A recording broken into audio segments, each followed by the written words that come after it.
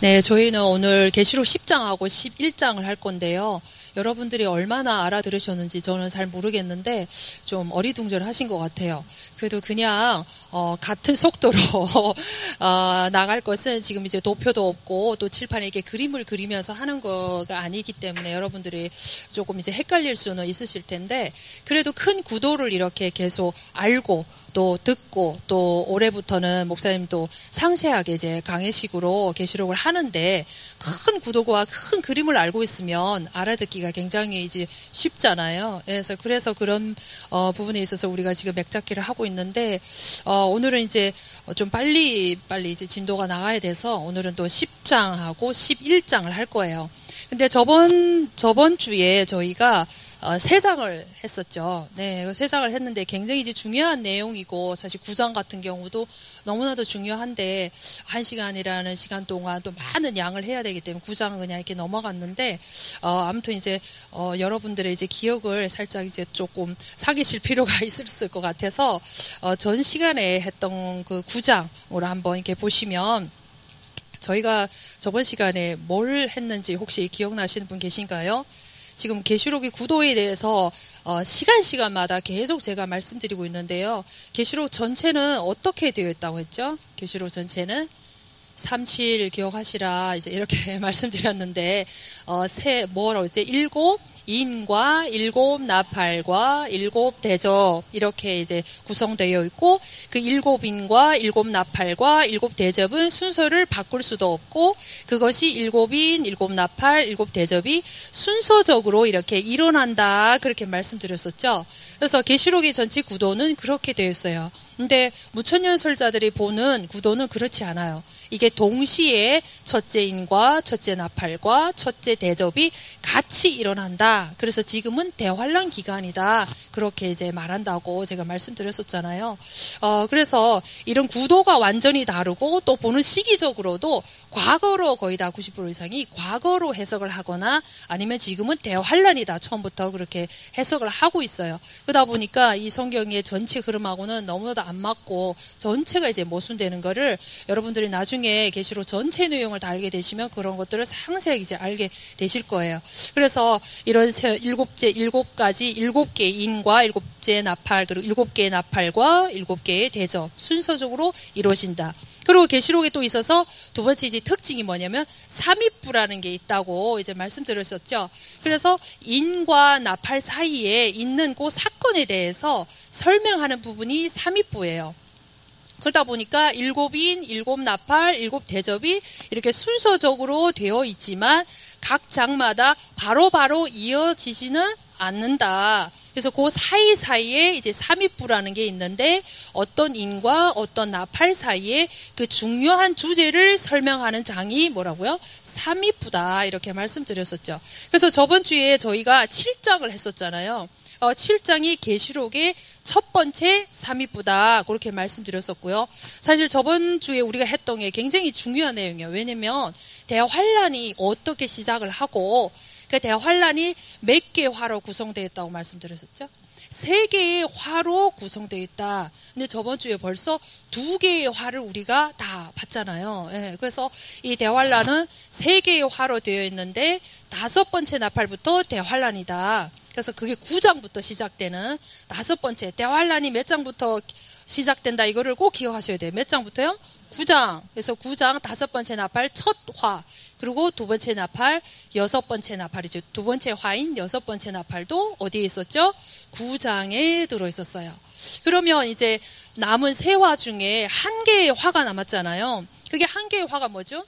7 대접이죠. 즉 7번째 나팔인 7 대접이에요. 그게 16장에 나와요. 그래서 저희가 9장에서 5번째 나팔, 6번째 나팔, 즉 첫 번째 화와 두 번째 화, 대환란의 첫 번째 화와 두 번째 화를 보면 9장 이후로 10장이 이어져야 될 텐데 오늘 보는 10장과 11장도 여전히 뭘까요? 이어지지 않는 삼위부에 속해 있다는 것을 기억하시면 될 것 같아요.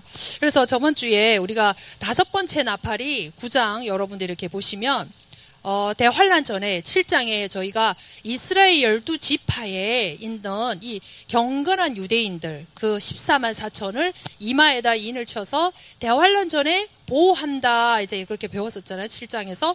그리고 그 뒤에 있는 부분은요.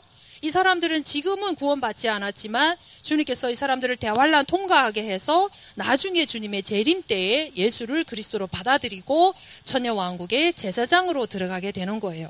그래서 지금 현재는 이 경건한 14만 4천이 예수를 받아들이지 않고 여전히 구약시대의 율법을 지키고 있지만 주님의 재림 때에 구원받기로 예정된 사람들인 거죠. 그게 이제 로마서에서도 나오고 구약에서도 지금 예언되었던 사람들이고 그 후반부에 나오는 7장 9절부터 시작해서는 흰옷 입은 허다한 무리는 전 시대의 교회의 성도를 말을 한다고 했어요. 그러니까 다 뭐죠? 하나는 미래의 교회가 될 경건한 유대인들이고 뒤에는 이미 교회가 된 이방인들 가운데 교회가 된 성도들을 가리킨다고 이제 말씀드렸었죠. 그리고 8장에는 뭘까요? 이제 8장, 7장에서 계속 인을 치는 그 이유는 결국은 9장부터 시작되는 대환란에서 보호하기 위한 것이다. 이제 말씀드렸었고요. 그리고 8장에 보시면 7채의 봉인을 떼면서 이제는 7채 봉인을 뗀다는 거 뭐죠? 7채 인을 뗀다는 거는 7채 인은 7번째 인은 7 나팔인 거죠. 대환란이 5번째 나팔부터 시작되니까 그 첫 번째 나팔부터 네 번째 나팔 그거는 대환란의 전주곡이다. 근데 직접적으로 하나님은 계시록 특징이 바로 사람에게 심판을 내리지 아니하시고 그 진노 중에서라도 긍휼을 베푸시는 하나님이셔요. 그래서 먼저 자연 환경에 이렇게 재앙을 내리시는 거죠. 그러다 보니까 첫 번째 나팔부터 네 번째 나팔이 8장 전체 자연 환경에 대한 심판임을 우리가 보았죠. 그러면 여러분들 이제 9장을 보시면 이제 대환란이 시작이 돼요.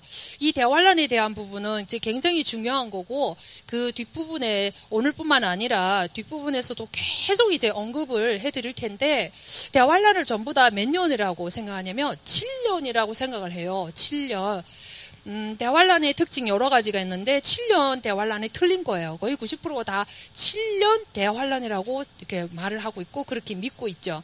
근데 저희는 듣다시피 대환란이 7년이 아니고 후 3년 반이라고 말씀드렸었죠. 후 3년 반. 그래서 이 대환란이 왜 대환란이라고 부르는 건지 그리고 어떻게 시작이 되는지 누구에 의해서 시작되는지 그래서 성경을 볼 때는 항상 무슨 원칙을 적용한다고 했어요?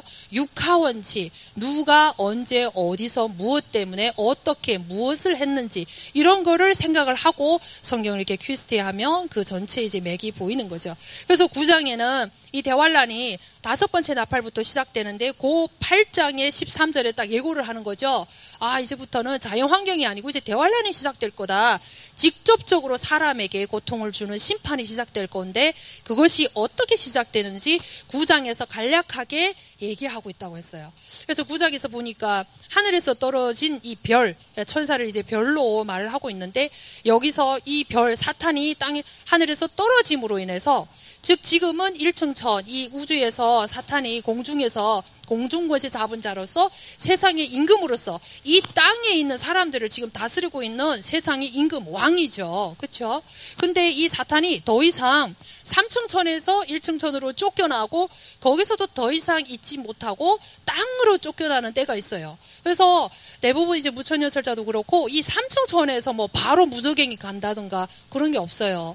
한 단계 한 단계씩 어떻게 될까요? 떨어져서 나중에는 무적행으로 가고 무적행에서 또 어디로 가죠? 영원한 불못까지 계시록 20장에 나오는 이렇게 순차적으로 떨어지면서 그러면 하나님의 주권 가운데 사탄이 아직도 감금되지 않았고 여전히 역사하고 있다면 이렇게 순차적으로 떨어질 때는 사탄이 또 뭔가 하는 일이 다 단계별로 있을 거 아니에요.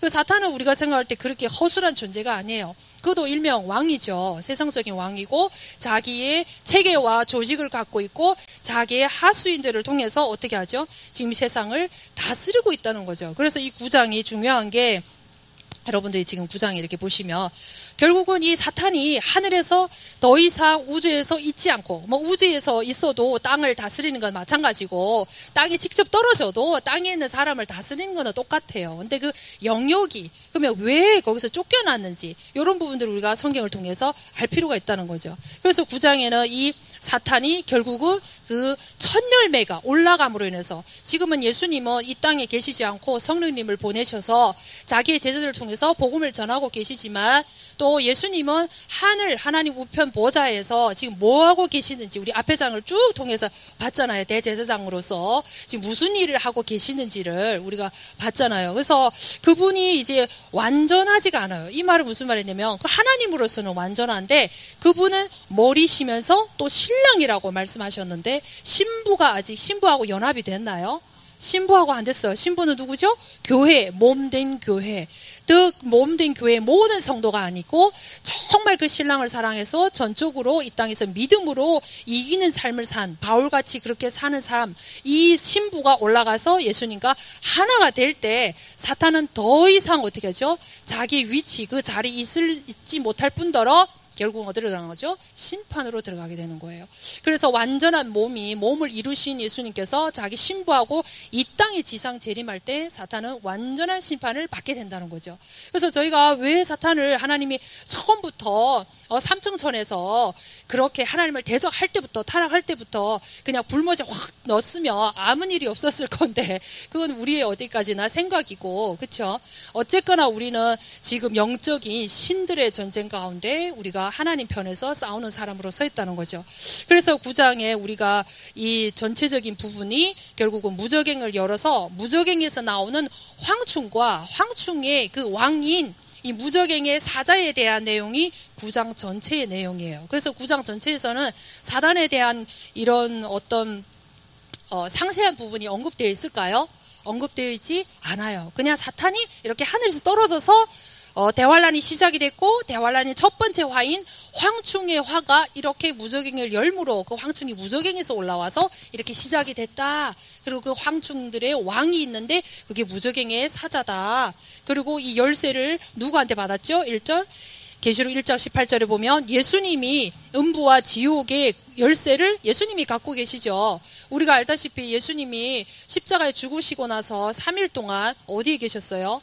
음부에, 그 요나 마태복음 12장 요나의 표적을 통해서 예수님이 땅 밑에 음부의 낙원에 3일 동안 있을 것을 말씀하셨잖아요. 그래서 이분은 지옥과 이 음부의 열쇠를 갖고 있기 때문에 거기에 3일 동안 있다가 어떻게 하고 나오셨을까요? 열고 나오셨죠. 그래서 그 열쇠는 예수님께 있어요. 그래서 9장 1절에 보니까 결국은 예수님께 받아서 그 무저갱을 열므로 인해서 이 사탄이 떨어지는 그 순간부터 대환란이 뭐다? 시작됐다. 요거 이제 기억하시고요.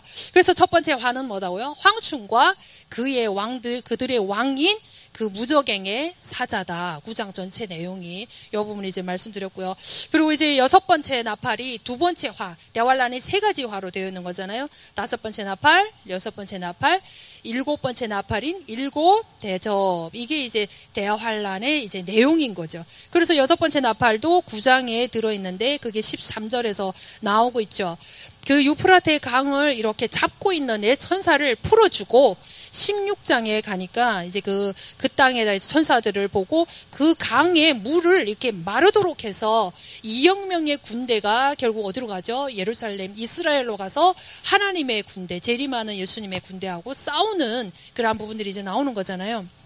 그래서 이 네 천사를 놔주고 그리고 그 물을 천사들을 또 다른 천사들을 통해서 그 물이 마르도록 해서 2억 명의 군대가 그쪽을 건너오기까지 시간이 많이 걸리는 거죠. 그래서 우리가 대환란은 3년 반이라는 시간인 거잖아요. 그러면 첫 번째 화인 이 황충에 대한 거는 5달이라고 명확하게 이제 9장에 5절에 딱 말씀하고 있잖아요. 그러면 저희가 계산을 또 해볼 필요가 있는 거죠.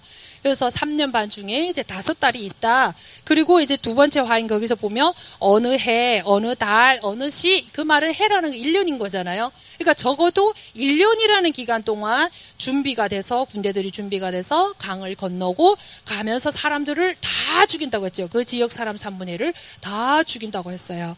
그래서 이런 부분들을 이제 기억하시고, 그래서 요 두 번째 나팔까지 받고 저희가 오늘은 10장하고 11장을 볼 거예요. 우리가 앞에서도 계속 저희가 봤지만 흰말 말들부터 시작해서 24장로라든가 한 장 한 장의 내용들이 사실은 지금까지 이렇게 제일 유명한 신학자분들이 주장하시는 거를 이렇게 보면 우리하고는 완전히 다름을 저희가 이렇게 봤잖아요. 그러면 오늘 저희가 볼 10장과 11장, 10장에는요, 이 힘센 천사에 대한 내용 부분이에요. 힘센 천사. 힘센 천사에 대한 이 삼위부인데, 힘센 천사에 대한 이 설명인데요. 이것도 또한 오해됐을까요? 안 됐을까요? 이 힘센 천사에 대해서도 다 이제 각자 주장하는 바가 다 달라요. 그래서 수많은 이런 설들 가운데 어떤 것이 과연 성경에서 말하는 진리고 맞는 걸까? 저희는 자세히 이렇게 비춰보면서 연구를 하고 묵상을 하고 이렇게 하나하나 맞춰보면서 저희가 확인을 해야 되는 거죠. 그래서 오늘은 정말 10장도 구름을 입고 계신 힘센 천사에 대한 이 삼위부고요. 또 11장에는 이제 대환란 기간 동안 하나님께 쓰임받는 두 증인에 대한 내용이에요. 두 증인도 또한 어떻게 됐을까요? 주장들이 또 다 다른 거죠. 그래서 요 두 가지를 우리가 보면서 어떻게 주장을 하고 있고 그것이 어떤 것이 또 맞는 건지 성경을 우리가 퀴즈디 해보도록 하겠습니다. 우리가 알다시피 계시록은 두 개의 부분으로 나눠져 있어요. 1장부터 11장까지. 이번에 나오는 책이 이제 첫 번째 상권이 1장부터 11장까지잖아요. 그래서 1장부터 11장까지는 어떤 조감도라고 하면 돼요. 큰 뼈대, 큰 그림, 이제 조감도를 얘기하는 거고, 12장부터 22장까지는 이제 중요한 한 주제에 대해서 자세한 이제 설명들을 이렇게 하고 있는 거예요. 그래서 오늘은 10장부터 11장까지니까 조감도에 대한 것이 어떻게 하죠? 끝이 나는 거죠. 오늘까지 하면. 그래서 이 조감도가 그러면 뒤에 상세부인데 이 조감도에 대한 자세한 설명인 거잖아요. 그러니까 직접적으로, 간접적으로 다 연관되어 있죠. 연결되어 있는 거예요. 그래서 오늘은 중요한 게 여러분들 이렇게 보시면 이 10장을 지나서 11장 15절에 보면 7번째 나팔이 이제 부러져요. 7번째 나팔이 부러지면서 어떤 일들이 일어난다. 금태 내용이 일어나는데 아까 7번째 나팔의 내용이 7 대접이라고 말씀드렸었죠. 근데 7번째 나팔이 7 대접에 그거하고 똑같은 거는 아니에요. 7번째 나팔은 이 땅에 있는 동안 하나님의 모든 심판을 종결시키는 마지막 나팔이죠. 마지막 재앙인 거예요.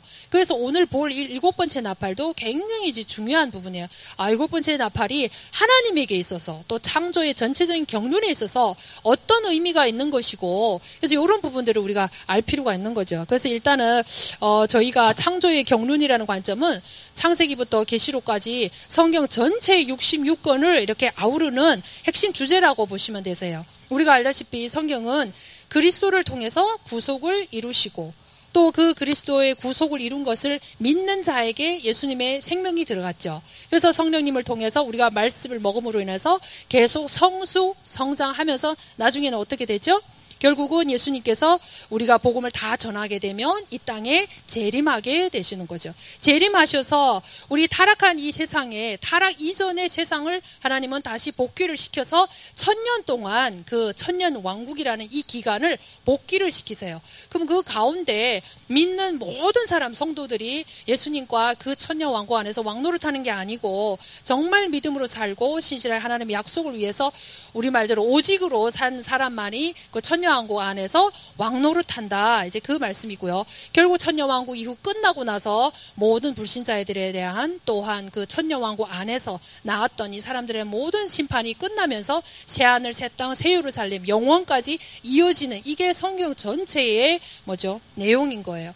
그러면 계시록은 왜 중요한가 했을 때 지금 저희 개혁주의도 그렇고 계시록을 그냥 봉해 놓은 거잖아요. 덮어놨잖아요. 그러니까 우리가 세상에서도 보면 문장도 결국 서론이 있고 본론이 있고 결론이 있는 것처럼 하나님의 말씀도 시작이 창세기가 있으며 결론 부분이 뭐가 있을까요? 계시록이 있는 거예요. 근데 계시록 결론 부분을 덮어놨으니까 결론을 모르니까 우리가 마지막 때, 지금 우리는 그냥 마지막 때가 아니죠. 예수님의 이제 초림부터 재림까지 말세라고 하지만 우리는 지금 말세 가운데서도 끝자락에 있는 말세 지말에 와서 지금 사는 사람들이에요. 그러면 계시록을 가장 잘 알고 또 계시록 말씀을 읽고 듣고 깨닫고 지키는 자가 복이 있다라고 했는데, 우리가 지금 말세 지말에 사는 사람에게 있어서 이 결론 부분인 계시록이 가장 중요한 내용이에요. 그럼 우리가 이 현 시대를 보더라도 정말 극단주의, 세대주의를 비롯한 이런 직통 게시파라든가 시한부 종말론이라든가 이런 것들이 주류를 이루고 있어요. 제가 뭐 말씀 안 드려도 유튜브 시대다 보니까 여러분들 잘 아시잖아요. 세바라지 벨 사람들이 다 지금 대환란이다. 백신이 666 표다. 여러분들 재산 다 내놔라. 이단의 또 특징이 그거잖아요. 그래서 사람들한테 굉장한 두려움을 주고 또 나에게만 하나님이 계시를 준다. 저도 어제 신천지 영상을 5개를 봤어요. 그러니까 누구한테만 준다고 말해요? 이만희한테만 준다. 나한테만 준다. 나를 통해서만 영생을 얻는다. 이러한 직통 게시파. 그래서 마지막 때는 우리는 직통 게시파. 그리고 지금의 대환란이다. 예수님 올 때부터 지금 대환란이야. 막 조심해. 두려움을 심어주면서 재산을 빼간다든가 막 그렇게 하는 거죠. 그래서 진짜 주님을 사랑하는 사람은요, 마지막 때가 되면 기뻐야 돼요? 두려울까요? 기뻐야죠. 사랑하는 신랑이 오래 기다리다가 정말 보게 되는데 설레고 기뻐야 되는 건 정상인데 왜 두려워할까요? 두려워하는 신부는 딱 한 가지 있어요. 뭔가 신랑 몰래 뭔 짓을 했을까요? 신랑이 지금 야단칠 뭔 짓을 한 거예요. 그렇죠? 음란한 뭔 짓을 한 거죠. 그 사람만이 마지막 때를 두려워하고 있고 주님의 재림이 싫은 거고 그걸 위해서 준비할 이유도 없고 늦게 왔으면 좋겠는 거예요. 그렇죠? 그래서 이 계시록이 우리한테 있어서 너무나도 우리가 혼란스러운 시대를 살고 있을 때 하나하나 정말 분별하는 것이 너무 중요하다는 생각이 듭니다. 그래서 오늘 10장 하늘에서 내려온 힘센 천사에 대해서 먼저 보도록 하겠습니다. 1절에 보니까 또 내가 보니 다른 강력한 천사가 구름으로 옷 입고 하늘로부터 내려오는데 그의 머리에는 무지개가 있고 그의 얼굴에 해 같으며 그의 발은 불기둥 같더라. 그러면서 2절에는 그가 펼쳐져 있는 작은 책을 손에 들고 있고 오른발은 바다 위에 또 자기 왼발은 땅 위에 둔 채 또 사자가 울부짖는 것 같은 큰 소리를 내고 있더라. 그렇게 말씀하고요. 그러면서 4절에 보니까 7 천둥이 말한 그것들을 봉인하지 말고 기록하지 말라고 요한에게 이제 또 얘기를 하고요. 5절에 보니까 즉 바다와 땅 위에 서 있던 천사가 하늘을 향해 손을 들고 6절에 보니까 창조하신 하나님을 향해서 맹세를 하면서 더 이상 내가 시간이 있지 않다. 그러면서 이 계시록은 전체 부분이 공의의 하나님이 심판주로 오시는 내용인 거잖아요. 그러니까 심판을 수행하시는 그리스도에 대한 부분인 거잖아요. 그러니까 이 하나님에 대해서 맹세를 하면서 이제는 속히 뭐 하겠다는 거죠? 심판하겠다. 그럼 우리 아직도 뒷부분이 지금 12장부터 22장까지 있는데 왜 이렇게 속히 와서 지금 막 심판하겠다. 시간이 더 이상 있지 않다. 막 그렇게 맹세를 하는 거죠. 지금 다른 힘센 천사가. 방금 말씀드렸다시피 1장부터 11장까지는 뭐라고요? 조감도. 큰 전체를 이렇게 간단하게 먼저 알려주고 상세한 부분들을 뒤에서 설명을 하는 거죠. 그러면 오늘 이제 중요한 거는 이 힘센 천사가 누구냐, 그리고 뭐하러 지금 이런 부분을 통해서 지금 여기 서 계시고 구름 입고 내려오시고 이렇게 하고 계시는가, 이게 포인트겠죠.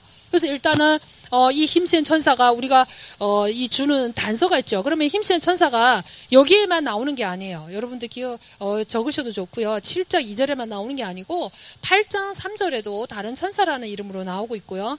또 18장 1절에도 나오고 있어요. 그래서 이 힘센 천사에 대한 이 부분은 너무나 중요한데 지금 한 90% 이상이 다 주장하는 바는 이 힘센 천사를 일반 천사로 다 보고 있어요. 그러면 아래에 지금 이 힘센 천사에 대해서 묘사하고 있는 단서들이 있는 거잖아요. 그러니까 구름으로 옷 입고 하늘로부터 내려오는데 아주 강력한 다른 천사야. 그러니까 일반 천사하고는 지금 다른 어떤 천사라는 거죠. 근데 얼굴에는 뭐예요?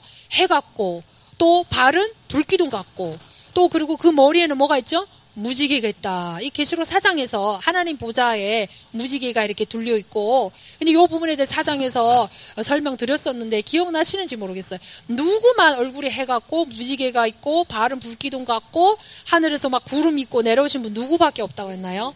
예수님밖에 없다고 했는데, 아이러니하게도 지금 나와 있는 그 유명한 분들 또 주장들 보면 다 누구를 본다고요? 일반 천사 혹은 저희가 잘 아는 그레고리 빌, 이필찬 박사님들이 이제 많이 결혼을 했었잖아요. 그래서 그레고리 빌 같은 경우는 요거는 누구도 잘 봤어요. 이 힘센 천사가 일반 천사가 아니고 누구다? 그리스도를 가리킨다라고 이렇게 주장을 했고, 다른 사람들은 거의 다가 뭐죠? 일반 천사라고 보죠. 그러면 저희가 이제 조직신화 배워도 나오고, 성경에는 여러 그 주체에 대한 설명들을 많이 하죠. 하나님이 어떤 분이시냐, 어떤 또 천사는 어떤 존재냐, 사람은 어떤 존재냐, 이런 거에 대해서 상세하게 설명하는 것이 성경인 거죠. 그럼 우리가 하나님만 잘 알아야 될 뿐만 아니라 우리 사람에 대해서 잘 알아야 될 뿐만 아니라 사탄에 대해서도 잘 알아야 되지만, 또 사탄이 타락하기 전에 뭐죠? 천사였잖아요. 하나님 부리는 종이고 또 우리를 위해서 이 섬기는 그 천사론, 이 천사론 또 굉장히 중요한 거예요. 근데 이 힘센 천사를 일반 천사로 이렇게 보고 있다고 했잖아요. 그러면 우리가 이 부분을 통해서 이 힘센 천사가 도대체 뭔가 이 부분을 잘 알 필요가 있는 거예요. 우리가 구약 시대를 보다 보면 여호와의 사자라는 말을 많이 들었을 거예요. 저희가 신앙생활을 오래 했다 하지만 사실은 성경에서 이 천사에 대한 천사론이나 인간론이나 삼위일체나 사실은 상세하게 많이 배워본 적이 별로 없을 거예요. 그러다 보니까 이 천사론에서도 굉장히 중요한 건데, 우리 구약에서 여호와의 사자 이거를 많이 들어보셨죠? 네, 여호와의 사자. 근데 우리 여호와의 사자를 뭐라고 생각하죠? 여호와의 사자는 그냥 여호와의 사자, 여호와가 보낸 일반 사자, 심부름꾼, 천사라고 이렇게 생각을 하잖아요. 근데 구약에서는 여호와의 사자가 그리스도를 상징해서 그리스도를 말을 하는 거예요. 이게 구약에서는 그리스도가 아니고 뭐라고요? 여호와의 사자. 네. 그러면 신약에는 여호와의 사자가 나올까요, 안 나올까요? 안 나와요. 그 구약에 있는 그리스도가 신약에는 직접 오셨잖아요. 그러니까 여호와의 사자라는 것이 없는 거예요. 그럼 계시록에는 지금 또 다른 힘센 천사라는 용어로 지금 나타나신 거잖아요. 그러면 그냥 여호와의 사자라던가 아니면 그리스도라 하던가 이렇게 하면 좋은데, 왜 다른 힘센 천사, 강력한 천사, 다른 천사 이렇게 표현을 하면서 뒤에는 이분이 곧 그리스도라는 단서를 이렇게 막 제공을 하고 있는 거잖아요. 계시록은 우리가 알다시피 지금 하나님의 심판을 수행하러 오시는 힘센 천사예요. 그리스도는 심판을 지금 수행하러 오시는 분이에요. 근데 우리가 천사에 대해서 그동안 너무나도 잘 몰랐던 것이 있어요. 천사는 그냥 일반 심부름꾼, 천사라는 뜻이 앙겔로스라는 뜻이잖아요. 사자, 전령, 보냄을 받은 자, 심부름꾼, 천사, 이게 다 뭐죠? 다 천사, 사자. 그러니까 다른 말로 말하면 뭐죠? 하나님께서 어떤 특별한 의무를 수행하기 위해서 하나님께서 이렇게 보냄을 보내주신 자인 거예요. 심부름, 어떤 하나님 일을 수행하기 위해서 보내주신 자인 거예요. 그럼 우리 입장에서는, 그 보냄을 받은 자의 입장에서는 뭐죠? 보냄을 받은 자인 거죠. 그래서 예수님도 우리한테, 우리를 일곱 교회의 사자라고 표현을 하시고, 또 요한복음 20장 21절 같은 경우는 아버지께서 나를 보내신 것 같이 나도 너희를 어떻게 한다고 했어요? 보낸다 그랬잖아요. 그러면서 내가 너희를 세상에 이렇게 파송할 건데 마치 양을 어디에 보낸 것 같다?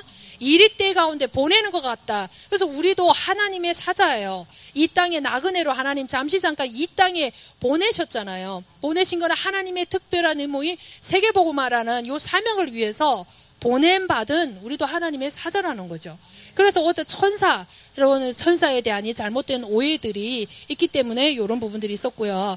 그래서 우리가 구약에 보면요, 이 여호와의 사자를 여러분들 구절을 적으셔서 집에 가서 찾아보시면 이게 과연 일반 천사를 뜻하는 건지 아니면 하나님 예수님 그리스도를 뜻하는 건지 금방 알 수 있어요. 우리가 그동안 이제 성경 읽으면서 이런 부분들을 잘 보지 않았기 때문에 잘 모르는 건데요.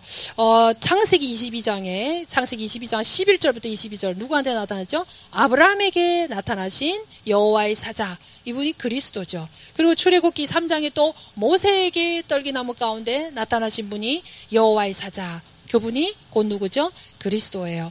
그리고 또 사도행전 7장 35절, 또 사사기 6장 11절부터 24절, 기드온 24절, 이사야서 6장 5절 다 보면 이 그리스도가 나타난 거예요. 거기에 있는 사람들이 특징이 그 문맥을 통해서도 그냥 여호와의 사자 한 번을 얘기하지 않아요. 하나님이 여호와의 사자가 여호와가 이르되 그 한 구절 가운데 하나님이, 그러니까 그 여호와의 사자가 곧 누구라는 거죠?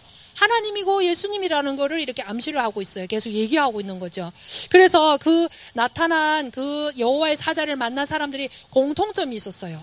내가 죽게 되었사오니, 내가 주를 배웠다, 내가 하나님을 봤다, 그렇게 얘기를 해요. 일반 천사라고 하면 기절해서 죽을까요? 막 그렇게 두려워가지고 어찌할 바를 모를까요? 막 완전 엎드려가지고 죽게 된 것 같이. 하나님을 본 자만이 어떻게 되죠? 그렇게 두렵고 죽게 되고 그렇게 막 경외하는 마음이 있을 수밖에 없는 거예요. 그래서 일반 천사가 아니라는 거를 저희가 알 수 있습니다. 그래서 10장 1절에 보면 이 강력한 천사가 우리가 알다시피 일반 천사가 아니다. 누구다? 그리스도라는 거를 이제 알 수가 있습니다. 그러면 두 번째 이제 봐야 될 주제가 구름으로 옷 입고 하늘에서 내려오는데, 지금 여기서 우리가 봐야 될 건 또 중요한 부분들이 있는데요. 예수님의 재림은 한 번일까요? 두 번일까요? 그러면 대부분 또 두 번이라는 사람이 있어요. 왜냐하면 이제 공중 재림이 있고 지상 재림이 있다. 두 번 있다. 틀린 거예요. 그러면 한 번 있는데 재림이 두 방면이 있는 거죠. 그래서 오늘은 이 10장 1절을 통해서 구름을 옷 입고라는 요 부분이 어떤 재림의 두 방면인데 어떤 부분에 속해 있고, 그러면 우리가 알다시피 사도행전 1장 11절에나 뭐 본 그대로 오리라, 뭐 구름을 타고 오리라, 네가 다 본다, 사람들 찌른 사람도 보고 본다고 했잖아요. 근데 여기는 구름을 옷 입고, 또 다른 번역에서는 뭐 구름에 에워싸여, 뭐 이렇게 구름에 가리워져, 이런 부분들을 이제 얘기하고 있는 거죠. 그래서 여기 오늘 10장 1절을 통해서 이 재림의 두 방면을 저희가 알 필요가 있다는 거죠. 이 부분도 아무도 이 공중재림, 지상재림에 대한 재림의 두 방면에 대해서 성경을 가지고 어떻게 다루고 주님이 어떻게 임하고 공중재림은 뭐고 지상재림은 뭐고 하는 일이 뭐고 어떻게 되는지 이런 부분을 상세하게 설명하는데 아직까지는 모르겠어요. 저도 잘 다 들어본 건 아니어서 그렇게 설명한 데가 많지 않은 걸로 알고 있어요. 그래서 재림의 이 두 방면을 여러분들이 앞으로 전도하실 때도 그렇고 또 신앙생활 때도 굉장히 중요한 부분이기 때문에 잘 아실 필요가 있으실 것 같아요. 이 10장에서는 지금 10장과 11장, 10장 지금 9장에서 우리가 6번째 나팔이 부러져 있고 11장에는 7번째 나팔이 불면서 그리스도, 이 땅의 모든 왕국들이 그리스도의 왕국이 되는 천년 왕국이 임하게 되는 거잖아요. 그럼 이 땅에 이제는 모든 이 날수들이 끝나는 거예요. 그러니까 그 전에 이 주님이 어떻게 공중 재림을 지금 준비하고 계시고, 그러면 내려오면서 7번째 나팔, 11장의 15절 7번째 나팔이 불게 되면 이 세상의 모든 나라가 그리스도의 나라 왕국이 되면서 끝이 나는 거를 전체 이 큰 그림을 우리에게 먼저 던져주고 있는 거예요. 그러면서 12장부터는 이제 상세하게 그러면 이 대환란 가운데 어떻게 휴거하고 이런 부분에 상세한 이제 부분들을 얘기하고 있는 거죠. 그래서 이 10장 가운데 지금 공중 재림을 준비하고 계시는 주님, 그래서 이 분이 오셔서 지금 작은 책을 들고 있다가 요한 보고 받아 먹으라 하고 요한에게 아직 안 떼어진 게 있잖아요. 7째 나팔, 7 재앙들이 안 내려졌잖아요. 그래서 요한에게 먹으라고 그러면서 이 나머지 이 부분까지도 사람들에게 백성들과 온 세계에 어떻게 하라는 거죠? 증거하라라는 사명을 마지막에 이제 먹이면서 이제 끝나는 거잖아요. 그래서 이런 부분들 전체 부분을 지금 얘기해 주고 있는 거죠. 그래서 10장 1절에 보니까 이제 내가 더 이상 6절에도 맹세를 하면서 더 이상 이제 지체하지 않고 심판하러 온 이 그리스도에 대해서 묘사를 하는 거죠. 힘센 천사에 대해서. 그래서 이 힘센 천사가 구름을 옷 입고 구름에 에워싸여, 다른 말로 구름에 가리워져.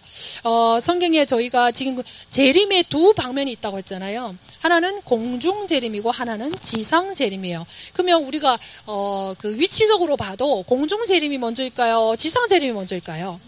공중재림이 먼저겠죠. 그래서 공중재림과 지상재림, 이 두 방면, 재림의 두 방면을 이제 얘기를 하고 있는데, 일단은 공중재림부터 볼게요. 오늘 구름으로 옷 입고 구름을 애웠어요. 이것은 지금 공중재림을 얘기를 하고 있는 거예요. 준비하고 계시면서 이제 땅과 바다를 밟고 있댔잖아요. 그러니까 다 사탄에게 빼앗겼던 땅과 바다, 이 땅을 천년왕국을 회복시키신다고 했잖아요. 그걸 뺏기 위해서 이제 공중재림을 먼저 준비하고 계시며 이렇게 오실 거를 이렇게 말씀하고 있는 거예요. 지금 10장에서. 그래서 이 재림의 두 방면에서 공중재림을 저희가 먼저 볼 건데, 구름을 입고 볼 수 없죠. 그래서 공중재림은 볼 수 없어요. 그거를 이제 한문으로 말하면 불가견적, 눈으로 볼 수가 없어요. 대신 지상재림은요, 다 본댔잖아요. 찌른 자도 보고 구름을 많은 천사들과 함께 구름을 타고 오는 거 본다고 했잖아요. 그러니까 지상재림은 뭐죠? 보는 거죠. 그러면 공중재림은 누구에 대한 방면이냐면 교회에 대한 방면이고요. 지상재림은 이 세상에 대한 방면인데 심판하기 위해서 오는 방면인 거죠. 그래서 공중재림에 구름을 입고 오신 분께서 우리 신자들에 대한, 교회에 대한 거라고 말씀드렸었잖아요. 그래서 마태복음 24장 42절, 44절 이런 구절들을 적어 놓으셨다가 찾아보시면 되겠는데요. 예, 마태복음 24장 42절, 44절에도 예수님이 오실 것을 말씀하고 있어요. 구름을 입고 오실 것을 이제 말씀하고 있고요. 그래서 이거는 신자에 대한 거라고 말씀드렸었잖아요. 그래서 고린도후서 5장 10절, 고린도 전서 3장 13절에서 15절, 로마서 14장에서 10절, 또 고린도 전서 15장 34절, 마태복음 16장 27절, 혹은 또 누가복음 21장 36절. 이거는 지금 공중재림하셔서 공중재림 먼저 하시고 지상재림 한다고 하셨잖아요. 그러면 공중재림에 공중에 그리스도의 심판대가 서는 거기 때문에 굉장히 중요하죠. 그래서 교회에 대한 거고 성도에 대한 거죠. 그러면 우리가 지금 또 다른 생각들이 이제 하고 계실 거예요. 공중재림, 그분이 구름을 입고 공중재림 하시면 우리 성도들은 지금 어떻게 될 것인가 이런 생각을 하고 계시죠. 그러면 공중재림은 지상재림하기 전이라는 걸 알 수가 있어요. 왜냐하면 저희가 알다시피 대환란 후 3년 반 동안 첫열매로 죽은 자 첫열매가 먼저 계시록 12장에 올라가고 계시록 14장에 살아있는 사람들 가운데 첫열매로 또 올라가게 되고요. 대환란 가운데 순교자가 나오잖아요. 그 융유표를 받지 않고 저항하다가 죽은 순교자들을 계시록 15장에 또 대환란 가운데 죽어서 또 휴거해서 올라갔고요. 그러면 나머지 성도들은 이삭 같은 하나님 앞에 정말 바로 신앙생활을 하지 않았던 사람은 대환란을 통과하게 되는 거죠. 그래서 3년 반이 통과된 다음에 그때 데살로니가 전서 우리가 잘 아는 것처럼 주님께서 어떻게 한다고요? 이 사람들을, 죽은 자를 먼저 일으켜서 부활시키고 산자도 죽은 자보다 먼저 앞서지 못하리라 하는 게 마지막 하나님의 추수를 말씀하시는 거예요. 근데 우리는 지금까지 데살로니가전서 아무도 그게 마지막 추수라는 거를 생각을 안 하고 전체 예수님이 오실 때 그냥 모든 성도가 한 번에 올라가는 거로 그렇게 아마 생각하고 계실 거예요. 그렇죠? 근데 그게 아니에요. 그래서 데살로니가 교회에 바울이 이제 얘기한 거는 두려워하지 마라. 주님이 오실 때, 그러니까 그 말씀을 결국은 3년 반 대환란을 다 통과하고 마지막 끝자락에 부끄럽게 하나님 앞에 끌려 올라가서 그리스도의 심판대 앞에 서게 되는 그 모습을 얘기한다는 거죠. 그래서 이 공중재림은 신자에 대한 거고 교회에 대한 거고 보이지 않는 불가견적인. 그래서 그 주님이 오시는 때를 알 수 있다 없다? 알 수 없으니까 뭐라고 성경이 얘기하나요? 뭐 같이 온다고 했죠? 도둑같이 온댔죠. 도둑은 다 잠든 사이에 가장 금은 보화 좋은 거를 훔쳐가는 거잖아요. 예수님도 우리를 이 땅에서 가장 보배로운 금과 같은 성도들을 훔쳐가는 좋은 도둑으로 그렇게 비유를 해서 말씀하시는 거예요. 그래서 그분이 오시는 때와 시기는 알 수 있어요, 없어요? 이 공중재림을 지금 얘기를 하는 거예요. 알 수가 없어요. 하지만 우리가 알 수 있는 거는 뭐죠? 환란이 이제 끝자락이구나. 그러면 이제 어떻게 하는 거죠? 이제 알 수가 있는 거예요. 7년 조약 맺는 그때부터 우리는 알 수가 있는 거죠. 그 시와 그 때를 딱 모르지만. 그래서 이런 부분들을 여러분들이 알고 계시고요. 그래서 이 공중재림의 그리스도의 심판대가 서게 되는데 모든 성도들을 심판한다고 이제 방금 말씀드린 그 모든 구절에 다 되어 있어요. 그러면 이 성도들에 대한 우리가 계속 심판 얘기하고 징계를 얘기하니까 이해를 못 하시는 분이 계셔요.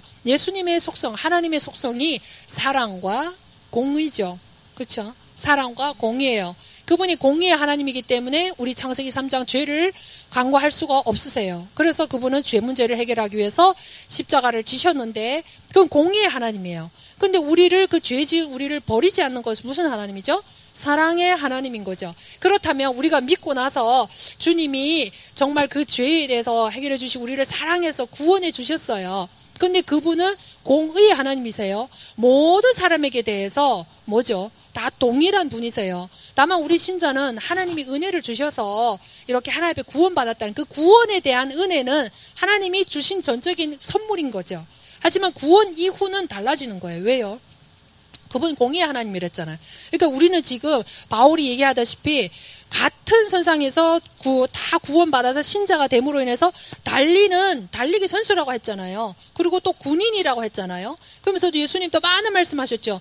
내가 너에게 장사하는 이 사장님, 우리 지금으로 말하면 주인이고 사장인데 내가 너희들에게 달란트를 주고 그래서 열심히 장사해서 남기는 자에게 상을 준다고 말씀하셨잖아요. 그러니까 공의의 하나님이기 때문에 열심히 달리는 자, 1등하는 자에게 상을 주는 게 공의의 하나님이에요. 열심히 달리지 않는 자와 열심히 달려서 훈련을 죽도록 해서 저런 메달을 타는 사람하고 똑같이 준다라고 하면 공의의 하나님인가요?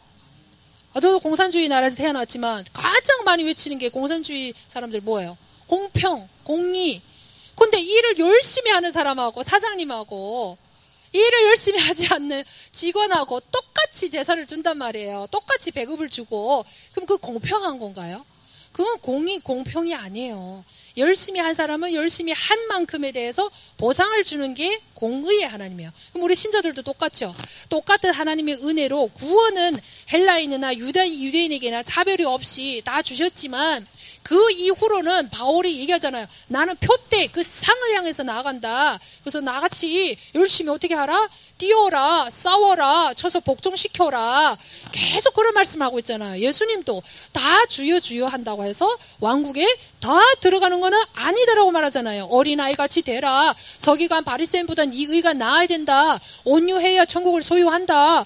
뭐 계속 그런 말씀 애통해야 된다. 그렇죠? 이런 조건부로 계속 말씀하시는 거예요. 그건 뭐죠? 결국은 공의의 하나님께서 네가 하는 것만큼에 대한 상을 주겠다는 그 공의의 하나님을 우리에게 보여주고 계시는 거예요.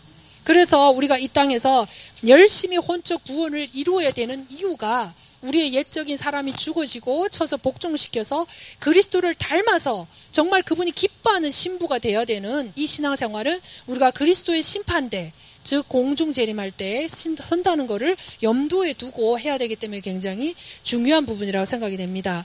그래서 마태복음 12장 36절 37절 마태복음 12장 36절 37절에 보니까 공의의 하나님께서 우리의 어떤 행위 하나하나 말 하나도 놓치지 않으세요. 심지어 우리가 어떤 소자에게 냉수 한 그릇을 줘도 상을 잃지 않는다고 말씀하시고 또 그 형제를 갖다 라가라고 하는 자는 연자맷돌을 마고 물에 들어가라 그렇게 말씀하시는데 마태복음 12장 36절 37절에 보니까 네 무익한 말 한마디 한 것까지도 하나님은 공의에 의해서 어떻게 한다고 했어요? 하나님이 그에 대해서 심판해서 상을 주고 한대요. 그러고 보니까 정말 말을 조심해야 되겠구나. 그래서 야고보서도 보니까 이 혀가 불이라고 했잖아요. 태워버린다고 했잖아요. 그러니까 사실 제일 많이 이제 죄를 짓는 게 이제 혀인 거잖아요. 말로다가 우리가 사람을 죽이는 거잖아요. 그러니까 이런 부분들을 우리가 결국 성도들에게 하나님이 공의의 하나님은 어떤 부분 성숙이라는 잣대로 우리를 어떻게 하시는 거예요? 이렇게 딱 잣대로 갖다가 우리를 심판하시는 거죠. 성숙이라는 거. 그래서 신앙생활은 성장과 동시에 성숙을 해야 되는 거죠. 키는 180까지 컸는데 성장은 했는데 성숙하진 않았어. 마음이 여전히 6살, 7살짜리 같아. 우리 신자도 그렇잖아. 30년 신앙생활에도 여전히 사랑과 위로만 받기를 원해. 나를 안 알아주면 어째요? 삐지고 막 이러면 그거는 성장은 했는데 뭐가 안 되죠? 성숙이 안 된 거죠. 그래서 우리가 그리스도의 심판대가 이렇게 설 건데 정말 성숙, 성장하고 혼적인 구원, 신앙생활은 그래서 그냥 하면 되는 게 아니에요. 지금까지 우리가 십자가 예수님의 구속을 통해서 모든 것이 끝났다라고, 영혼육 그냥 다 끝났어요. 육신은 물론 영혼, 사람이 영혼육으로 되어 있으면 영은 예수 믿는 그 동시에, 예수 믿는 순간 우리의 영이 죽었던 영, 죽었다는 것도 떠나는 게 아니죠. 예수님과 교제가 끊겼던 거죠. 그래서 에덴으로 쫓겨나고 교제가 끊긴 거잖아요. 근데 예수님을 믿는 그 순간 우리의 영이, 죽었던 영 안에 성령님이 들어와서 새 생명을 주신 거예요. 그래서 우리의 영이 살아남으로 인해서 성령님을 통해서 하나님과 소통하는 교제가 회복이 된 거죠. 그럼 우리의 혼은 구원을 받았을까요? 믿음의 결국 곧 너의 혼의 구원이라. 신앙생활은 믿음으로 신앙생활하고 나를 쳐서 복종을 시키고 기도하고 성숙한 거는 혼이 구원받기 위해서라는 거죠. 그럼 몸의 구원은 언제 받을까요? 몸의 구원?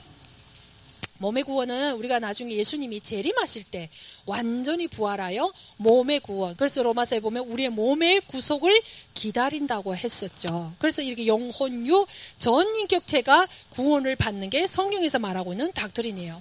그래서 지금까지는 영혼을 하나로 이분설로 묶다 보니까 계속 영과 혼이 동시에 구원받는 걸로 나왔고, 또 뭐 바로 천국 간다, 뭐 상급에 대한 것도 사실 천국에 어디 있는지도 제대로 몰랐고, 천국의 개념이 뭔지도 잘 몰랐고, 솔직히 지옥이 어디 있는지도 모르고 믿잖아요. 지옥이 어디 있냐 물어보면 땅 밑에 있다는 사람 아마 없을걸요. 그렇죠? 그러니까 이러한 아이러니한 우리 신앙생활을 지금까지 해왔다는 거예요. 그래서 우리가 공중재림에 대한 이 부분을 봤었고요. 그러면 이제 또 세상에 대한 지상재림에 대한 부분이 있는 거잖아요.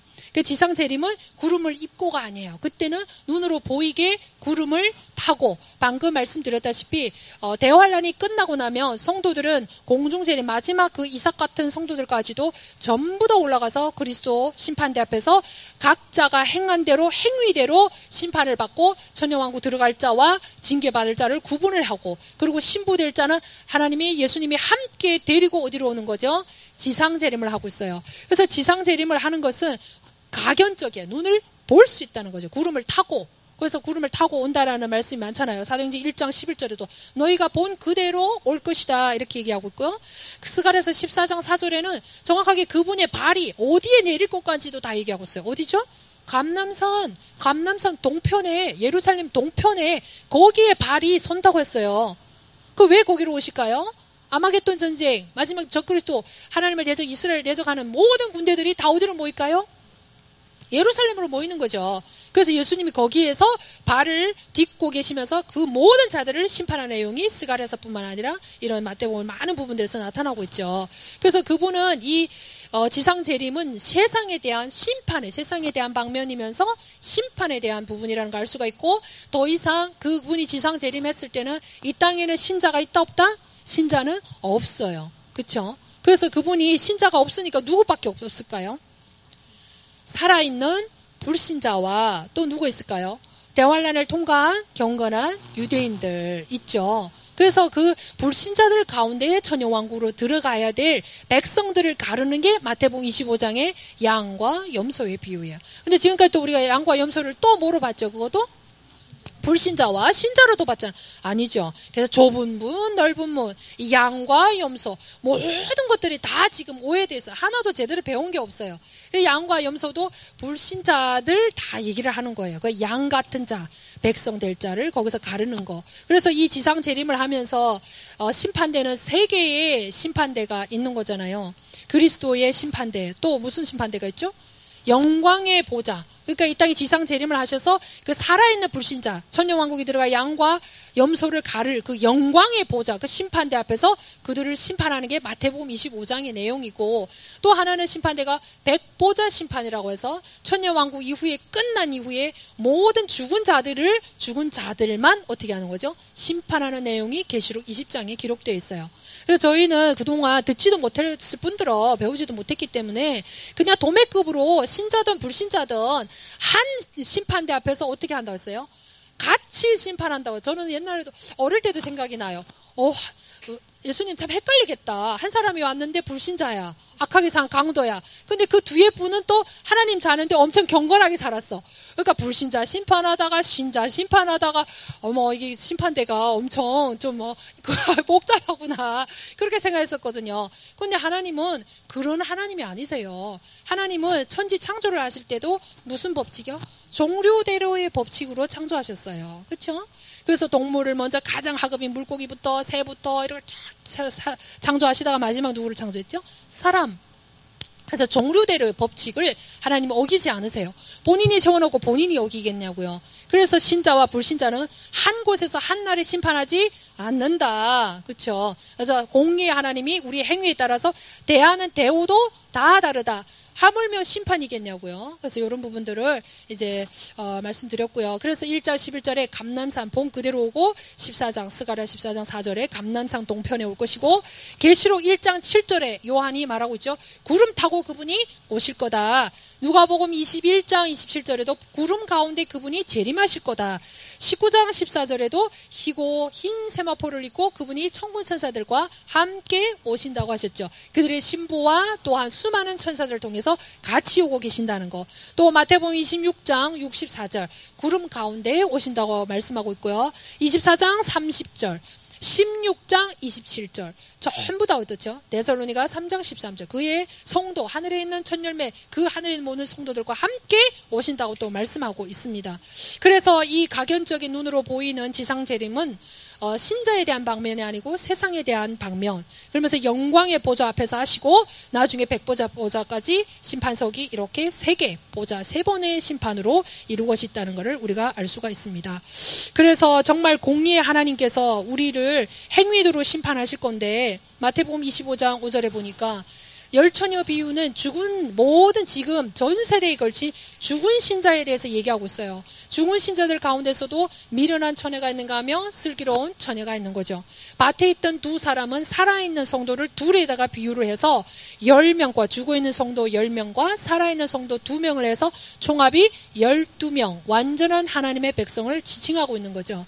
그래서 25장에 있는 죽어있는 이 열처녀 가운데 미련한 5처녀나 슬기로운 5처녀는 다 졸면서 잤다고 그랬어요. 주님의 신랑 오기를 기다리다가 다 늙어서 어떻게 하죠? 졸며라는 거는 늙고 병들어서 다 죽은 거예요. 다 잤어요. 그 말은 다 죽었다 이 말이에요. 기다리다가. 하지만 기름을 준비한 슬기로운 5처녀처럼 우리도 살아있는 성도로서 밭에서 어떻게 해야 되죠? 휴거돼야 되는 성도가 되어야 될 줄 믿습니다. 그래서 정말 이 공의의 하나님께서 우리를 어떻게 지금 심판하고 심판을 주기를 그분이 지금 기대하고 계실까요? 아니면 상을 주시기 위해서 기대하고 마음이 설레고 그러고 계실까요? 그래서 제가 늘 말씀드렸었죠. 우리가 하나님이 우리를 향한 사랑은 변함이 없는데 우리를 사랑한다고 해서 우리를 꼭 기뻐하지는 않는다는 거예요. 그래서 사랑하는 것과 기뻐하는 것은 별개의 문제라는 거죠. 히브리서 10장 38절 네 믿음이 뒤로 물러서면 내가 너를 기뻐하지 않는다. 그래서 혼인 잔치에 참석한 사람은 주인의 즐거움에 들어오는 반면에 그렇지 못한 즐거움의 반면은 슬픔이잖아요. 그래서 결국은 천녀왕국 밖에서 슬피 울면서 이를 갈면서 후회하고 회개하는 시간을 하늘의 시간으로 옮긴 천년을 주신다는 말씀입니다. 그래서 우리가 이러한 부분들을 알고 있으면 정말 신앙생활을 어떻게 해야 될지 이제 잘 알 수 있는 부분인 겁니다. 그래서 우리가 10장을 통해서 그래서 힘센 천사는 누구다? 그리스도다. 심판을 수행하러 오시는 분이다. 빼앗겼던 땅과 바다를 다시 찾고 더 이상 지체하지 않고 심판하러 오겠다라고 하나님께 맹세하시면서 내려오시는 그분을 우리가 기다려야 될 줄 믿습니다. 그래서 정말 작은 책을 주면서 요한에게 정말 이 모든 것들을 11절에 많은 백성들과 민족들에게 전해라 그렇게 말씀하고 있지요. 저희가 11장으로 넘어가도록 하겠습니다. 11장은 두 증인에 대한 건데요. 두 증인에 대한 이 무천년설의 주장은 두 증인이 전 시대 교회를 예표한다 그렇게 얘기하고 있어요. 그리고 두 증인 또 모세와 엘리야다, 예수님의 제자 12제자 중에 또 2명일 것이다 주장이 다 다르죠. 이 두 증인은 지금 대환란 가운데 여러분들이 지금 1절과 2절을 보시겠어요. 또 내가 막대기 같은 갈대를 받았는데 그때 천사가 서서 이르기를 일어나 하나님의 성전과 제단과 그 안에 경배하는 자들을 측량하되 성전 밖에 있는 뜰은 내버려 두고 측량하지 말고 이방인들에게 주었으므로 그 거룩한 도시를 42달 동안 짓밟겠다. 그러면서 3절에는 내가 나의 두 증인에게 권능을 주리니 그들이 굵은 베옷을 입고 1260일 동안 대언하리라. 그렇게 이제 말씀하고 있잖아요. 이 지금 6째 나팔을 불었고 7째 나팔이 안 부러진 그 가운데 3위부가 10장인 거죠. 10장, 11장인 거잖아요.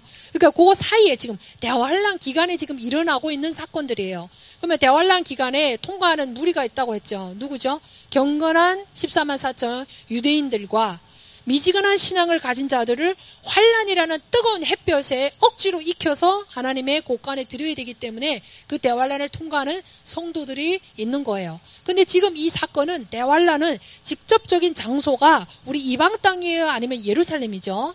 예루살렘이죠. 즉 유대 땅이라는 걸 알 수 있어요. 그래서 마태복음 24장도 여기하고 동일한 한 곳 유대를 말하는 유대 땅을 말하는 거죠. 그래서 여기 8절에 보니까 그곳이 이집트라, 영적으로는 소돔 이집트라 부르지만 예수님이 십자가에 못 박히신 곳이라. 이 대환란 가운데 주님이 쓰시는 두 증인의 그 사역이 끝나는 동시에 11장의 15절에 이제는 그리스도의 왕국이 올 때가 됐다. 7번째 나팔이 불면 이때는 그리스도의 왕국이 이루어지는, 천년 왕국이 이루어지는 마지막 심판인 거잖아요. 그래서 이 11장에서 이 두 증인, 즉 대환란 첫 시작부터 마지막 1260일까지 사역하는 하나님께 쓰임받는 두 증인에 대해서 여기서 말씀해 주시면서 또 반면에 11장과 지금 13장에 이렇게 연결이 돼요. 왜냐면 대환란 기간은 사단이 하늘에서 아까 쫓겨나면서부터 누구에게 권세를 주냐면 13장 5절에 보겠습니다. 또 용이 그에게 큰 것들을 말하며 신성 모독하는 일을 주고 또 그에게 42달 동안 지속할 수 있는 뭘 줬다고 했죠? 권능을 주고. 대환란 기간은 하나님이 두 증인에게 1260일 동안, 즉 42달을 아까 이방인에게 짓밟히도록 내주었다고 했잖아요. 11장 2절에. 그게 지금 13장 5절에 말하는 저 그리스도가 움직이는 42달하고 어떤 거죠? 지금 똑같게 나오잖아요. 그러니까 주님이 쓰시는 두 증인이 있고 하나는 사탄이 쓰는 또 뭐가 있어요? 적그리스도와 거짓 선지자 이렇게 있는 거예요. 그 기간이 어떻죠? 지금 정확하게 같은 기간으로 지금 나오고 있는 거죠. 그래서 11장은 지금 하나님께 쓰임받는 두 증인, 하나님께 쓰임받는 두 증인에 대한 설명이고 13장은요 사탄에게 쓰임받는 이 적그리스도와 거짓 선지자에 대한 내용이 나오고 있는 거예요. 대조적인 거죠. 그래서 이 11장에 정말 이 두 증인이 어떤 사역을 하냐면 결국은 적극적으로서는 하나님의 공의와 하나님의 심판을 이렇게 예언하고 경고하고 또 한편으로는 거기서 14만 경건한 14만 4천에게 위로를 그분들에게 경건한 유대인들에게 뭐를 주는 거죠? 위로를 주는 거예요. 그래서 이분들이 행한 이제 이 기적들을 보면은 우리가 알다시피 모세가 행한 거랑 어때요? 모세, 엘리야가 행한 거랑 똑같죠. 불이 막 여기서 5절에서부터 보면 막 사람들이, 그러니까 적그리스도 때라는 거는 적그리스도가 사탄의 이제 권능을 받고 방금 보셨듯이 13장에, 그리고 아까 무저갱 9장에서 무저갱을 열어가지고 그 황충의 위에 이제 왕인 그 무저갱의 사자가 이 안에 들어가죠. 그게 이제 나중에 이제 뒷부분에 계속 나올 건데 그게 네로의 영인데 그것이 적그리스도 안에 들어가서 적그리스도가 무소부재한 그러한 존재로 변하고 완전 아무도 이길 수 없는 그러한 존재로 활동하는 시기에 하나님이 두 증인을 보내서 심판을 예언하는 거죠. 이 두 증인을 보내서. 그래서 대환란 우리가 잘 알아야 될 거는 아까 우리 집사님도 물으셨지만 대환란에는 은혜의 시대가 끝난 거예요. 전 3년 반은 은혜의 시대예요. 지금 7년 대환란, 7년 대환란 틀린 거예요. 7년 대환란이 아니고 전 3년 반은 은혜의 시대, 복음이 전해지는 시대고 그 후 3년 반은 사단이 떨어지면서 적그리스도가 활동을 하면서 완전히 뭐죠? 은혜의 복음이 전해질 수 없는 상황이에요. 그래서 그때는 순교를 당하고 아니면 666표를 받는 불신자. 그냥 받든지 죽든지 그냥 이것밖에 없어. 그럼 남은 경건한 유대인들은 어떻게 보완됐어요? 인을 쳐서 보호하는 것이고. 그러면 성도들은요? 그때는 성도들, 우리가 남아있는 성도들은요, 극심한 고난 가운데 들어가요. 직접적으로 적그리스도가 활동하는 땅은 유대 땅이지만 그렇다고 전 세계가 통합이 돼서 매매 권력을 갖고 666표를 찍어주고 있기 때문에 성도들도 극심한 고난을 당하고 있다는 걸 아셔야 돼요. 그걸 어떻게 알 수 있을까요? 마태복음 25장에 얘기하고 있는 거잖아요. 여기 있는 내 형제들에게 너희들이 그 환난기에 먹이고 입히고 감옥에 가서 찾아보고 하지 않았냐? 내 백성, 내 자녀, 내 교회, 내 몸, 내 신부를 돌봤기 때문에 내가 너희들을 천년왕국의 백성으로 들어간다라고 이제 말씀하고 있는 거잖아요. 그러니까 우리 성도들은 그때 만약에 뭐 다 올라가고 순교당하든지 둘 중에 하나여야 되겠지만 만에 하나 남아있다면 그때 우리의 재산이 있을까요? 없어요. 저희는 극심한 고난을 당하는 가운데 결국 그 양들을 통해서 3년반을 하나님이 익히는 거기 때문에 절대 그게 죽고 싶어도 죽을 수도 없고 그 환난을 통과해야 되는 거예요. 그렇기 때문에 그 가운데서 양들을 통해서 먹고 입고 도움을 받는다는 사실을 알게 됩니다. 그래서 성경을 우리가 바로 알면 우리가 어떤 제스처를 취하고 어떤 준비를 하고 있고 어떻게 하나님 앞에 휴거돼야 되는지, 경건한 유대인들이야 인을 맞아서 보호하지만 하나님의 교회를 보호하시는 방법은 휴거라는 거예요. 휴거. 그래서 올라가야 되는 거예요. 대환란 전에 어떻게 하죠? 올라가든지 아니면 대환란 가운데 어떻게 하죠? 순교하든지. 남아있으면 어떻게 되는 거죠? 그 대환란만 통과하는 게 아니고 주님 앞에 섰을 때 그 성수가지 못하게 억지로 익혔지만 결국은 또 어디로 가야 되죠? 천년왕국 밖에서 또 온건 하루를 어떻게 해야 되죠? 슬피 울며 이를 가는 거. 고난의 연속이에요, 정말 그 자체로. 그래서 이런 부분들을 알 수 있는데 두 증인을 통해서 우리는 알다시피 이 많은 이제 학설들이 있지만 스가랴서 4장에 여호수아와 스룹바벨이 나와요. 성전을 다시 재건하라는 명령을 받고 이 대제사장 여호수아와 총독인 스룹바벨에 대한 이 예표가 지금 11장에 나오는 이 두 촛대하고 똑같아요. 그래서 순금 등잔대며 두 감람 나누고 뭐 성령 충만한 이 예표죠. 그쪽에서는 스가랴 4장에서는 예표지만 이 11장에 나오는 두 증인을 예표를 해서 나오는 말씀이에요. 그래서 이 두 사람이 이러한 아주 하나님 앞에 성령 충만한 이런 사람들이었다는 것을 우리가 알 수가 있습니다. 그리고 또 이제 우리가 알다시피 지금 무천년설 같은 경우는 예수님의 초림부터 재림까지 이 기간이 대환란 기간이고 이 기간이 또 천년왕국 기간이에요. 대환란이면서 또 뭐라고요? 천년왕국이고 또 사탄은 또 감금됐는데 이 또 계시록에 지금 막 사탄이 막 풀려나고 난리 났잖아요. 그 이런 부분들을 또 뭐라고 말해요? 고난받는 교회라고 또 상징으로 두 증인을 또 말을 하고 있어요. 앞뒤가 맞나요? 저는 안 맞죠. 그래서 이 무천년설을 오르는 상징적인 해석과 과거주의 해석으로 어떤 해, 달, 1260일, 뭐 42달, 한때, 두때, 반때 이렇게 정확한 그 날짜까지도 다 나왔는데 그거를 통으로 하나를 보면서 우리가 초림부터 재림까지 교회가 왕노릇하는 전체 기간을 말한다 이렇게 얘기를 하고 있어요. 그래서 42달, 1260일, 한때, 두때, 반때, 그리고 20장에 나오는 천년 동안 왕노릇하리라 6번 나오는데 그것도 또한 뭐로 볼까요? 상징으로 보는 거예요. 그것 또한 재림부터 초림까지의 모든 기간을 천년이라는 상징으로 보는 거예요. 전부 다가 뭘까요? 전부 다 상징이라는 것을 알 수가 있습니다. 그래서 11장의 2절에 나오는 42달, 11장 3절에 나오는 1260일, 그리고 12장 6절에 또 교회인 여자가 남자아이를 낳고 첫 열매가 올라가고 나서 남아있는 성도들이 핍박을 받는 1260일 광야에서 양육을 받는 기간이 1260일이에요. 그 말은 남아있는 성도들이 대환란을 통과한다라는 얘기인 거죠. 그리고 계시록 13장 5절에 나오는 짐승이 42달 3년 반을 활동한다는 이 기간 42달이 나와 있고요. 다니엘서 7장과 25절 7장 25절 12장 7절에도 한때 두때 반때 다 똑같은 기간을 얘기하고 있어요. 우리 신약에 계시록이 있다고 하면 구약의 계시록이 다니엘이에요. 이 두 개를 같이 봐야 두 발로 같이 걷는 것과 같아요.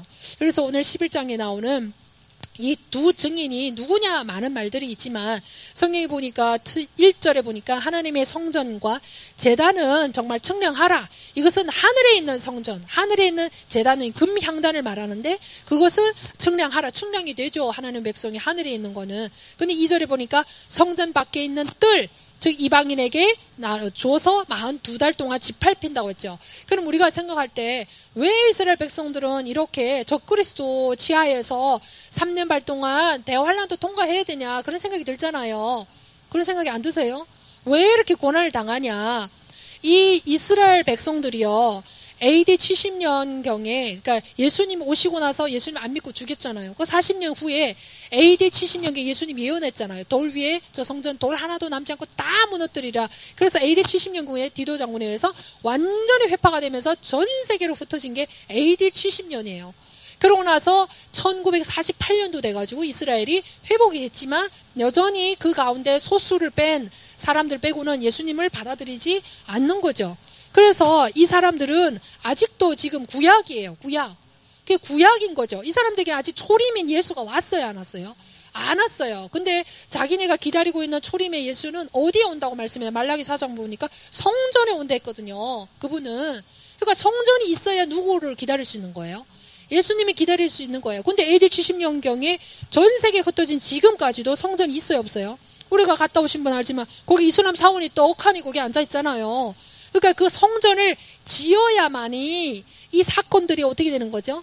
이루어지는 거예요. 그래서 오늘 뭐 시간이 거의 다 돼서 또 다음 시간에 이제 이어서 하겠지만 성전이 그러면서 새삼 성전이 지어질 일이 없을 거다. 막 이렇게 얘기하는 사람들이 있는데 성경을 정말 몰라서 한참 모르는 그러면 그 근거가 또 성경이 있을까요? 없을까요? 다니엘서 11장, 12장, 9장 전부 보시면 거기에 마지막 한 일에인 중간에 제사를 어떻게 한다고 했어요? 폐한다고 했잖아요. 그럼 자기 우상을 세운다 했거든요. 그 말은 뭐죠? 그리고 여기도 지금 분명히 뭐라고 말하죠? 성전 밖에 있는 뜰을 이방인에게 내어주라. 그 말이 성전 밖에 뜰이라는 게 예루살렘 내어주라고 하잖아요. 그 말은 성전이 있으니까 내어주라는 거잖아요. 없는데 내어주겠어요? 그렇죠? 그래서 데살로니가 2장 4절에서 멸망의 아들이 떡하니 나타나서 제사를 폐하고 자기가 거기다 우상을 세운다고 얘기하고 있는 거잖아요. 그러니까 이 대환란이 시작되기 전에 뭐가 있어야 된다는 걸 알 수가 있나요? 성전이 먼저 지어져야 된다는 걸 우리가 알 수가 있는 거예요. 근데 지금 성전의 기구는 다 완성된 지 오래됐죠. 그러면 그 똑똑한 세계를 지금 움직이고 있는 유대인들이 이 성전을 지금 지으려고 작업을 하고 있을까요? 안 하고 있을까요? 하고 있죠. 그러면 그 성전을 지으려고 유대인하고 결국은 이 로마 제국, 망했던 로마 제국, 지금 EU죠. EU의 이 왕 대통령하고 계약을 맺는다는 거죠. 그게 마지막 일에 다니엘을 통해서 예언한 마지막 한 일이라는 거죠. 그래서 두 증인을 통해서 하나님께서 하시고자 하는 목적은 예수님의 12제자 중에 2제자는 절대 아니에요. 이때 복음을 증거하는 게 아니에요. 대환란은 은혜의 시대가 끝나서 심판만 증거하는 거예요. 그래서 두 증인도 불을 내리고 만약 복음을 증거했다면 이 대적하는 자를 다 어떻게 한다 했죠? 5절에 또 어떤 사람이 그들을 해치려고 하면 그가 반드시 이런 식으로 죽임을 당하리라. 불이 나와가지고 다 어떻게 한다고 했어요? 대적하는 자를 다 죽인다고 했어요. 만약 복음 증거라고 한다면 우리가 지금 예수를 믿으라고 전했는데 안 믿으면 불이 나와서 다 죽였나요? 우리가 죽이는 게 아니고 그 사람들이 우리를 어떻게 했죠? 죽여서 순교의 역사예요. 그렇죠? 그래서 아니라는 걸 볼 수 있고요. 그래서 아무튼 이 구덩이로부터 오는 7절에 보니까 자기들의 증언을 마칠 때 바다없는 구덩이로부터 올라오는 이 짐승 네로의 영과 하나가 된 이 자들이 두 증인이 1260일이 끝날 때 이 사람들을 어떻게 한다고 했어요? 죽였다고 했어요. 죽여서 어디로? 이 땅에 예루살렘 이 밖에다가 성 밖에다가 3일 동안 놔둬서 모든 사람들이 다 조롱하고 막 좋아하고 막 선물 보내고 한댔잖아요. 그러니까 결국 죽는다는 거예요, 이 사람들이. 그러면서 12절에 보니까 하늘로 구름 속으로 휴거를 한다고 했어요. 보는 앞에서. 끝까지 이 대환란을 통과하는 성도들은 이 모든 모습들을 TV 뉴스를 통해서 볼 수 있을까요, 없을까요? 보겠죠. 그러니까 이 주권 가운데 하나님의 주권 가운데 두 증인이 할 사명을 마치니까 적그리스도에 의해서 죽임을 당하지만 또 휴거를 시키는 모습을 우리가 알 수가 있습니다. 그래서 두 증인이 도대체 누구일까요? 이거 모세와 엘리야라고 했는데 모세는 아니라고 목사님이 말씀했죠. 모세는 왜 아닐까요? 모세와 엘리야가 아니고 에녹과 엘리야다. 에녹과 엘리야는 가장 하나는 죽장시대에 하나는 왕정시대에 가장 어두운 시대의 심판을 예언하셨던 분들이에요. 그래서 에녹도 유다서 14절 15절에 보면 아주 강력하게 하나님의 심판에 대해서 무드셀라 내 아들이 죽으면 심판이 올 것이다. 그거를 300년 동안 하나님과 동행하며 외치다가 죽지 않고 올라간 사람이 에녹 선지자고 엘리야는요 아하방 시대에 가장 어두운 시대에 그 경기도만한 제가 제가 알기로는 아마 경산도 뭐 남북도만한 땅이 유대 땅이라고 해요. 근데 바알 아세라를 섬기는 선지자가 몇 명이요? 850명. 그렇죠? 아합 왕의 그 아내가 누구죠? 이세벨 때문에 온 유대 땅이 우상을 숭배하는 그때의 가장 어두운 시대에 하나님의 심판을 선포하고 불로 막 심판했던 선지자가 엘리야였죠. 그래서 이 두 사람이 가장 강력한 우리말로 또 후보가 될 수 있는 것은 여기서 죽는다고 했기 때문에 히브리서 9장 27절에 한 번 죽는 것은 정해진 것인데 두 번을 죽으면 어떻게 되죠? 하나님의 원칙에 어긋나는 거예요. 그래서 다른 조건은 필수 조건이 되지만 반드시 모든 필수 조건을 전부 다 적합한 인물은 누구밖에 없다고요? 에녹과 엘리야다.